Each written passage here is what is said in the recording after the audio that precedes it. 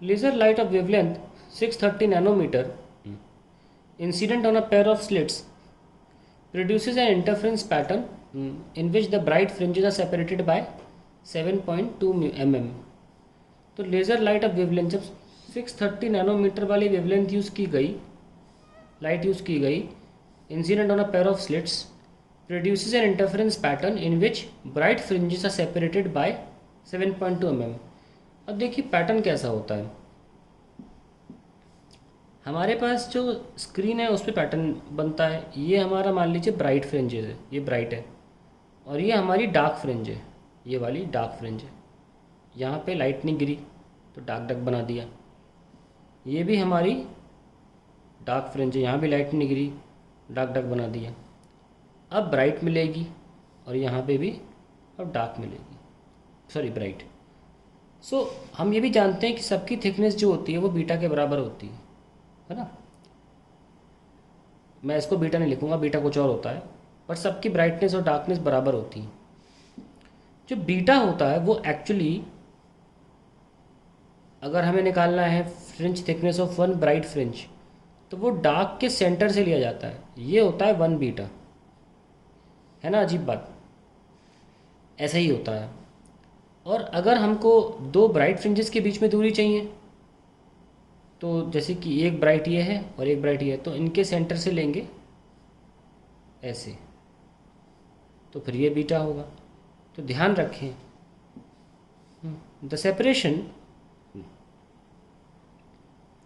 Between two dark fringes is equals to thickness of two consecutive, कोई भी दो नहीं, consecutive मतलब पहली डार्क जस्ट दूसरी dark. Separation between to consecutive dark fringes equals to thickness of one bright fringe। और दूसरा the separation, जो हम यहाँ की बात कर रहे हैं, यहाँ की, the separation between two bright fringes is equals to thickness of one dark fringe.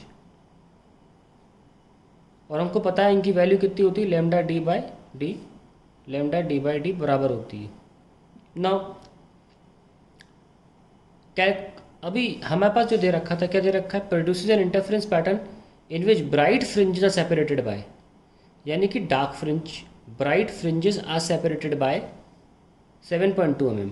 तो क्या हुआ है, थिकनेस ऑफ डार्क फ्रिंजेस, क्योंकि when two bright fringes separate होती हैं तो equals to thickness of one dark fringe.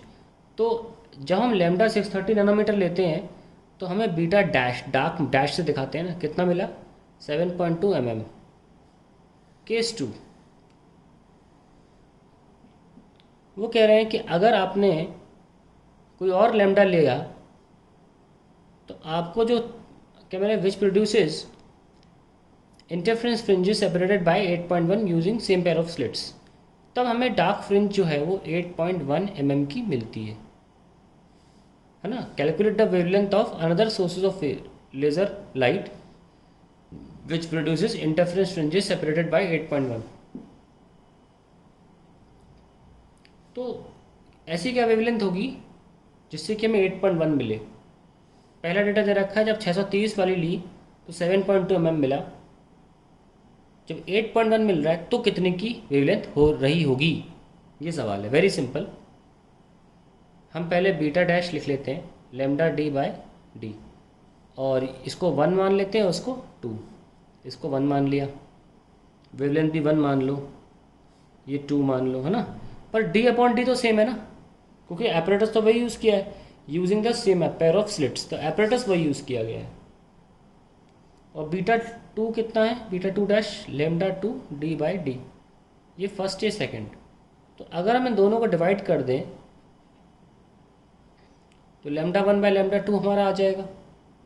हमें दोनों पता है, 7.2 और 8.1, और लैम्डा 1 कितना है, 630 अपॉन पता नहीं, है ना, लैम्डा 2 तो पता करना है।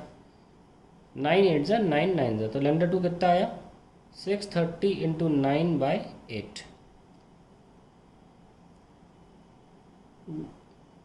कितना है ये में सॉल्व कर लीजिए, कितना आएगा 630, 9/8 होता है 1.125, अप्रॉक्सीमेटली 700 समथिंग आएगा ये। 630 प्लस 8 से डिवाइड करते हैं तो 8 8 64, हाँ 775 पॉइंट समथिंग आ रहा है। ठीक है, you can calculate it and this is the way you solve the question.